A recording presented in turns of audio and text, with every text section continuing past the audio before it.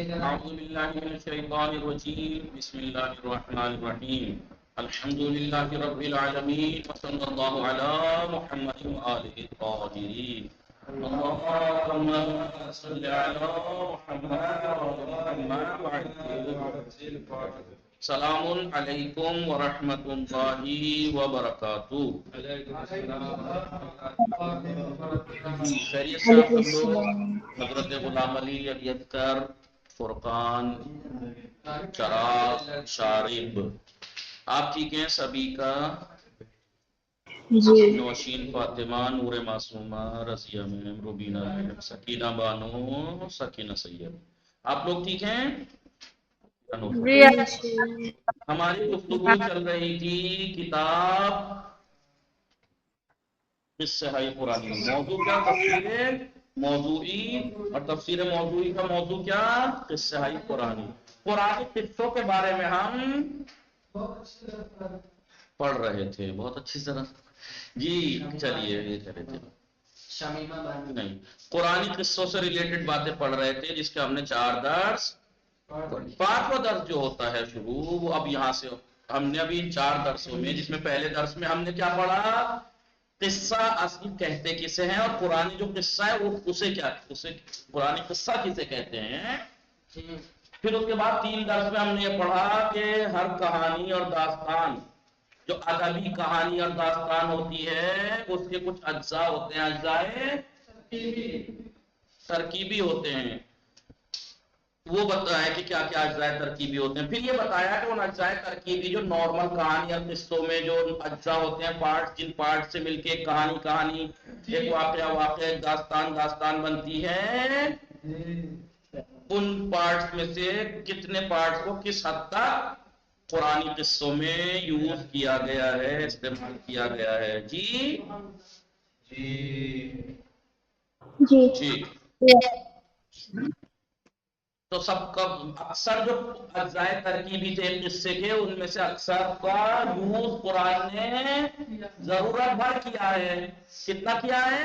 ضرورت کیا تھی؟ جتنا قرآن کا قصہ بیان کرنے کا ہدف اور مقصد تھا، مقصد جو تھا قرآن کا کہ اس نے کیوں یہ قصہ مثلا بیان کیا، مثلا ایک ہدف اور مقصد یہ ہے کہ عبرت لے لو، لیسن، درس۔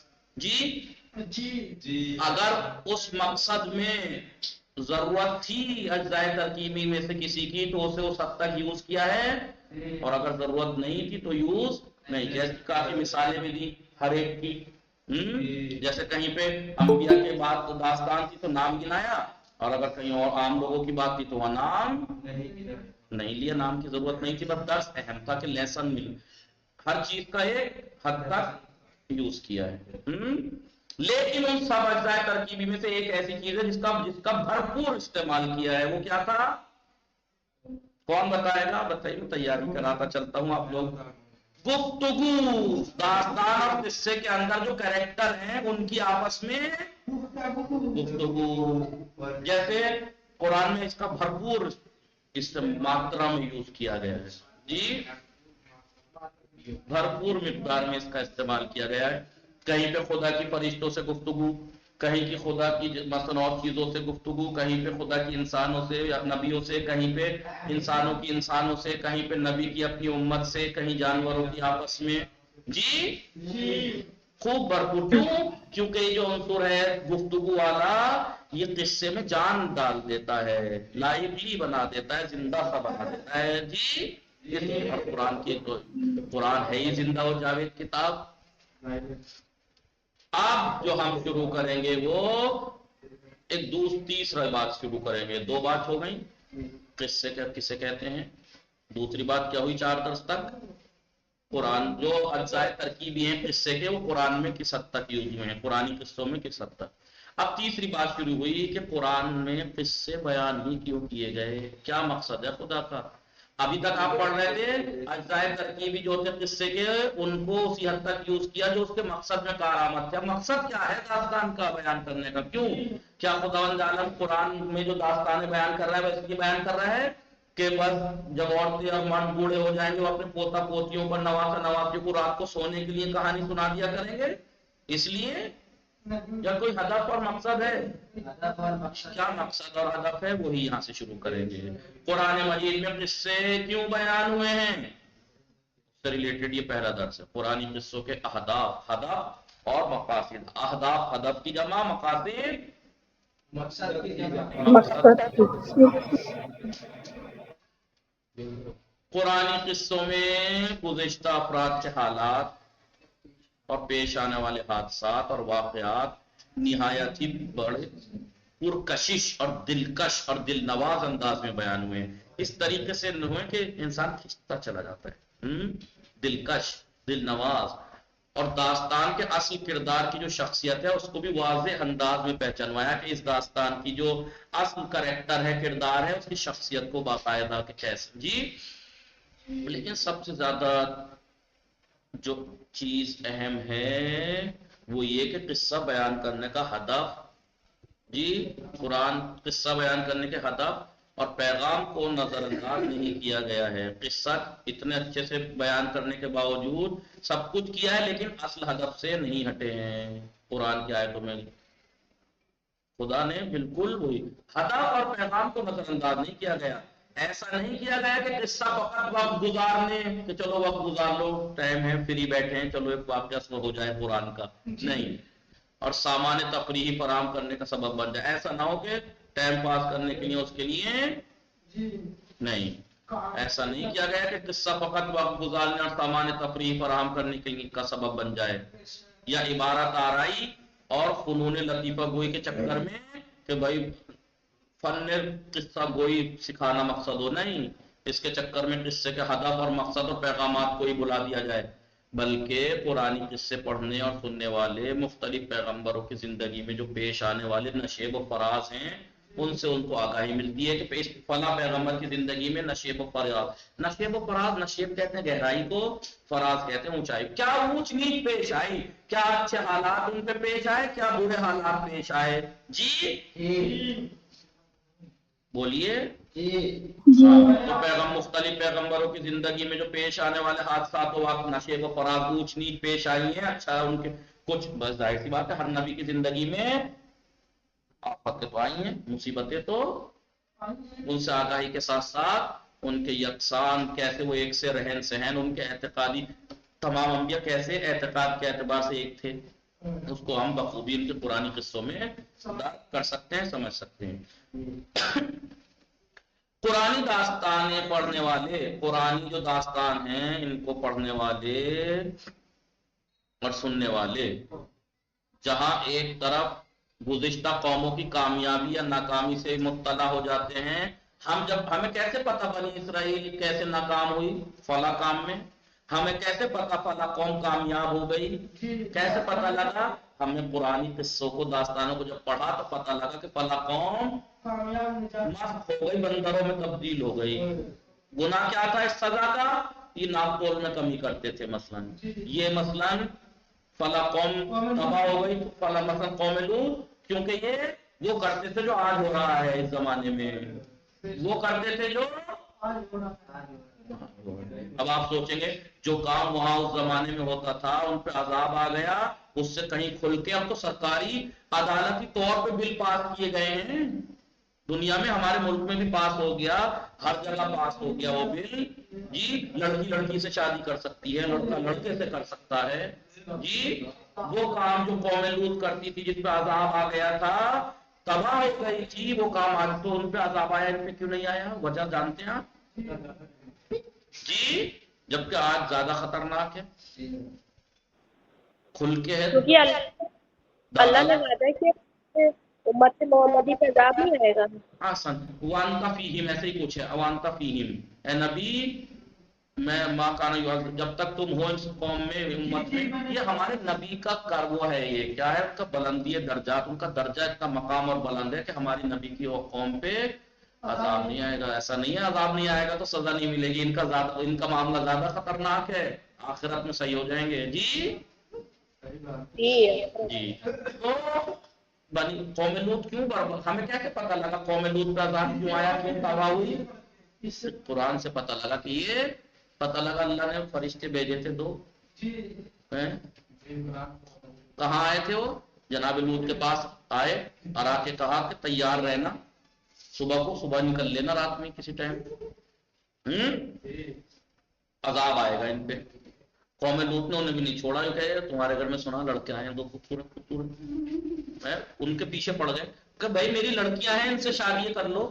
جناب لوط کیا کریں، قرآن میں ہے یہ بیٹیاں ہیں میری ان سے شادیاں کر لو، نہ ہو تو کیا ہو رہا ہے یہ جی؟ تو کیسے پتہ لگا ہمیں اس قوم سے عذاب کیوں آیا جی؟ جناب صالح کی قوم تباہ ہو گئی، کیوں؟ ناقہ صالح کو انہوں نے بے رحمی سے قتل کر دیا تھا، ان کی اونٹنی کو کیسا اس کو کیا تھا، وہ روئی تھی، کیا ہوا تھا، کیسا عذاب آیا، تو ہمیں کیسے پتہ لگا؟ قرآن قصوں سے۔ قوم لوط کیسے تباہ ہوئی، قوم فلاح کیسے تباہ ہوئی، فلاح کو اگر اچھائیاں مل رہی تھیں تو ان کو کیوں مل رہی تھیں، سب کیسے پتہ لگتا ہے؟ تو یہ کہہ رہا قرآنی داستان پڑھنے والے لوگ جہاں ایک طرف گزشتہ قوموں کی کامیابی یا ناکامی سے مطلع ہوتے ہیں، وہیں دوسری طرف پتہ لگ جاتا ہے کہ فلاں قوم کی مطلع ہوتے ہیں آپ نہیں، اطلاع ملی آپ کو فلاں قوم کے تباہ ہونے کی، کہاں کیسے پتہ لگا؟ قرآنی داستان سے پتہ لگا کہ فلاں قوم کیسے تباہ ہوئی، کیسے پتہ لگا؟ مطلب فلاں کو ہر قصوں سے، قرآن سے۔ وہیں دوسری طرف ان کے ناکام یا کامیاب ہونے کے اسباب بھی ان پر عیاں ہو جاتے ہیں، پڑھنے والے پر پتہ لگ جاتا ہے فلاں قوم اگر کامیاب ہوئی تھی تو یا فلاں حکومت ملی تھی یا ان کا راج تھا تو کیا وجہ تھی، کیوں تھا، اور انہیں الہی سنتوں کا علم ہو جاتا ہے کہ الہی سنت کیا ہے، اگر ایسا ہو تو الہی سنت قاعدہ کیا ہے کہ اگر ایسا ہوگا تو یہ ہوگا، ایسا ہوگا تو اللہ کی سنت کبھی بدل، سنت اللہ لا تبدیل، بدلتی نہیں ہے۔ ایسا نہیں ہے کہ قوم لوط اگر وہ گناہ کرتی تھی تو ان پہ عذاب ہو گیا، آپ کریں گے تو نہیں ہوگا، وہ الگ بات ہے کہ ہمارے نبی کی وجہ سے اب نہیں ہوگا لیکن قیامت میں سب ہوگا۔ نیز اور مختلف کرداروں کے ہم نجات کیسے پائی، مثلا جناب فلاں قوم نے نجات کیسے پائی، قوم بنی امیہ، وہ بنی عباس، قوم بنی اسرائیل نے فرعون سے کیسے نجات پائی، جناب موسیٰ و ہارون آئے اور وہ سانپ والا قصہ، جادو کا قصہ، یہ قصہ، پھر آپ دریائے نیل پہ خدا کی طرف سے حکم ہوا کہ جاؤ ایسا کرو، پھر وہ اپنی قوم کو لے کے چلے اور دریائے نیل میں وہ عصا مارا، ان نخرے دیکھیے ان کے کتنے تھے، نہیں ہم ایک راستے سے نہیں جائیں گے، ہم 12 خاندان ہیں نا، جناب یعقوب کی 12 اولاد ہیں، اس کی نسلیں تو 12 ہیں، 12 راستے چاہیے ہمیں، تو پیچھے موت منڈا رہی ہے، انہیں یہ قصے سوچ رہے ہیں، اتنی ناکار، اتنے بدماش، آج تک ایسے ہی ہٹ در میں بنی اسرائیل جو اسرائیلی ہیں، یہ یہودی تو ہیں، یہ یہودی تو ہیں، جیسے کل سے آج ویسے ہی ہیں، ٹھیک ہے، کیسے بدماش تھے، ایک نبی نے نجات دینے کے لیے لگا پڑا ہے، نہیں جی نے نخرے سوچ رہے ہیں، ہم ایک راستے سے نہیں جائیں گے، ہم تو 12 خاندان، چلو جی جناب موسیٰ نے 12 راستے بنا دیے، اب 12 جب دریچے بنے، ایک راستہ یہ کہ بیچ بیچ میں دیواریں سی بن گئی پانی کی، نہیں جی کیونکہ ہم 12 خاندان تو ہیں تو ایک ہی خاندان، ہم ایک دوسرے کو دیکھتے ہوئے گزرنا چاہتے ہیں، ایک دوسرے کو، اب ادھر سے بھی دریچے، پہلے تو یوں راستہ بنایا، اب ان راستوں کے بیچ میں ایسے ایسے وہ بھی بنائے دریچے بھی تاکہ ایک دوسرے کو دیکھتے ہوئے چلیں، کیسے سب پتہ لگتا ہے نا کون کیسے نجات پایا، جناب یونس کا آپ کو پتا ہے کہ شکم مائی میں چلے گئے تھے اور کس وجہ سے گئے تھے وہ بھی پتہ لگا اس دن کہ آپ ایک کشتی میں جا رہے تھے سوار ہونے، لیکن جگہ تھی نہیں، آپ بیٹھنا چاہ رہے تھے، تو بھائی جب جگہ پھر ہے پورا ہے تو آپ نہ جائیں، لیکن آپ نے کہا پورا ڈالو، جس کے نام کا آئے گا وہ اترے گا، وہ بیچارے کا ایک کا نام، خود کا ہی نام جو آ گیا پورے میں، لوگوں نے اٹھا کے پھینک دیا پانی میں، جی نکل گئی مچھلی، ترک اولا تھا نا، نبی کو یہ نہیں کرنا چاہیے، نکل گئی مچھلی، اب نکلی تو پھر انہیں سمجھ میں آیا، احساس ہوا تو کیا، سبحانک انی کنت من الظالمین، پروردگارا تو پاک و پاکیزہ، میں نے اپنے اوپر ظلم کیا، اب انہوں نے دعا پڑھنی شروع کی، دعا کی تو پھر خدا نے نجات دی، خدا پیچھے کیا پڑھتے ہوئے ہیں نا، خدا نے کیا اگر وہ نہ پڑھتے ذکر نہ کرتے تو قیامت تک مچھلی کے پیٹ میں رکھتے، تو کیسے پتہ لگا ان کی نجات، جناب یونس کو نجات کیسے ملی، کامیابی کیسے ملی، ایک ذکر تھا، انہوں نے اپنی عاجزی کا، اپنی غلطی کا احساس کیا، اپنی آج خدا کے سامنے اپنے آپ کو جو عاجز ہیں عاجزی ظاہر کی اور کہا پروردگارا سبحانک انی کنت من الظالمین، جی پھر کیا خدا نے کہا؟ پھر خدا نے کہا فاستجبنا لہ ونجینا، ہم نے ان کی دعا کو سنا اور انہیں نجات دی. ٹھیک ہے. تو دوسری طرف ان کے ناکام اور کامیاب ہونے کے اسباب بھی پتہ لگ جاتے ہیں، آشکار ہو جاتے ہیں پڑھنے والے پر، اور انہیں الہی سنتوں کا علم بھی ہو جاتا ہے، اور مختلف کرداروں کی نجات اور تباہی سے کیسے تباہی ہوئی اس سے واقفیت اور جانکاری کے بعد پھر وہ اس سے عبرت بھی لیتا ہے. اور اگر نہ لے، ہمارے وہ لوگ جو غلطیاں کرتے رہیں اور اس غلطی پہ تباہ ہو جائیں، اس سے بڑے بیوقوف کون ہیں؟ وہ لوگ جنہیں یہ بتا دیا جائے کہ یہ قوم ایسے ایسے کرنے سے تباہ ہوئی ہے، اور ہمیں بتا دیا گیا ہے قرآن کے ذریعے سے فلاں قوم ناپ تول میں کمی کی وجہ سے ماری گئی ہے، ان پہ عذاب، اور ہم ناپ تول میں ہی کمی کر رہے ہیں. فلاں قوم بدکاری سے تباہ ہوئی ہے، آج بدکاریاں تو عدالت سے پاس ہو گئی ہیں. جی عدالت سے پاس ہو گئی ہیں. نیچ پن آج آپ کو بہت سو کو تو پتہ بھی نہیں، آج بل یہ پاس ہو گیا کہ شادی شدہ عورت کسی اور سے تعلق برقرار کر سکتی ہے، شوہر کچھ نہیں کہہ سکتا، اس کو حق نہیں ہے. تو اب جی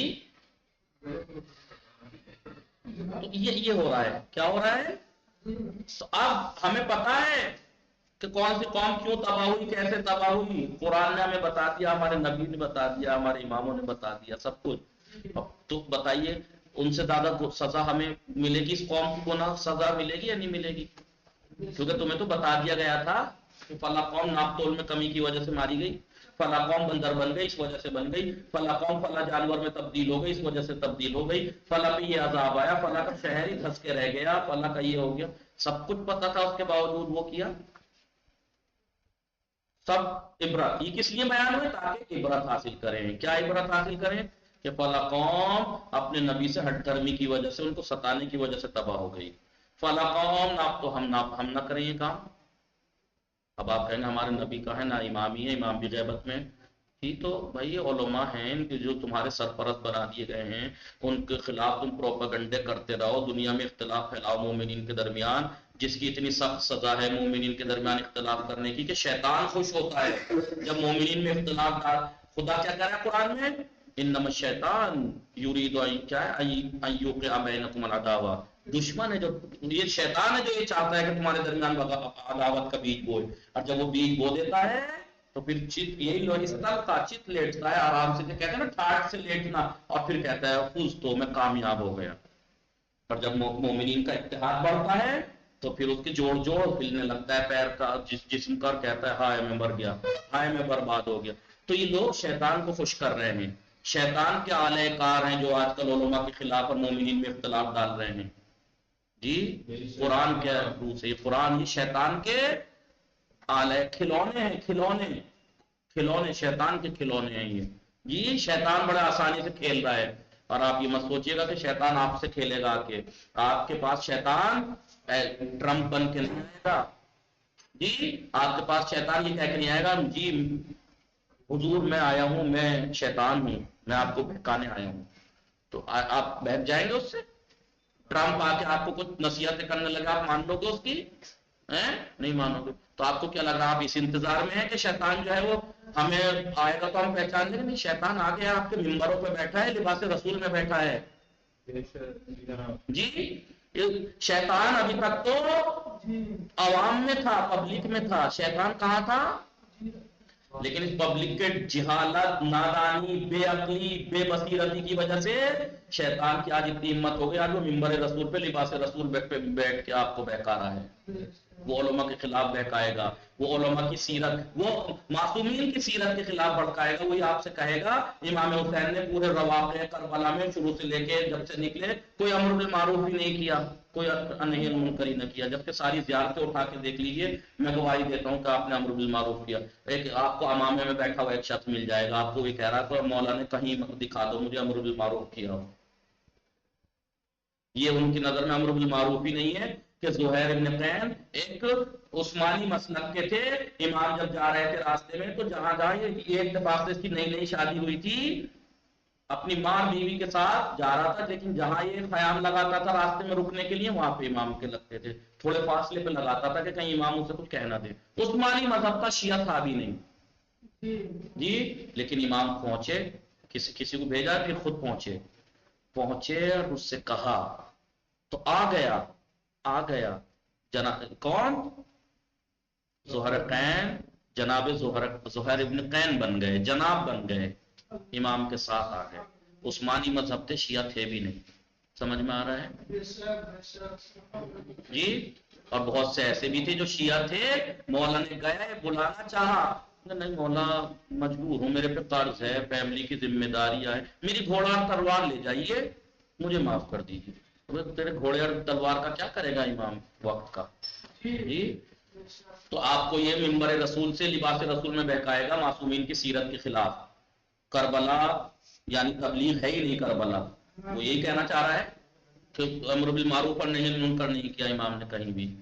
جی وہ علماء کے خلاف بولے گا، مجتہدین کے خلاف، بہانہ اپنی بھڑاس نکالے گا آڑ میں۔ اب اگر آپ کسی مجتہد سے کہیں آگا ہم جلوس نکالتے ہیں، یہ نکالتے ہیں، وہ نکالتے ہیں، آپ کا پوسٹر بھی لگا لیتے ہیں، کیا ٹھیک ہے؟ تو اگر واقع عالم ہے، تواضع کا تقاضا کیا ہے، انکساری کا تقاضا کیا؟ نہیں بھائی مت لگاؤ، کوئی بات نہیں ہے، مت اٹھاؤ میرا فوٹو، مت لگاؤ، یہی تو کہے گا۔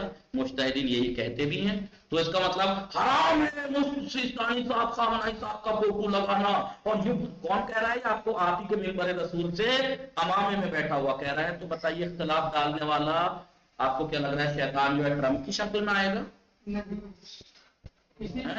دشمن کی شکل میں آئے تو کوئی بھی بہت آسان ہے اس سے بچنا۔ دشمن ہمیشہ کہاں آتا ہے؟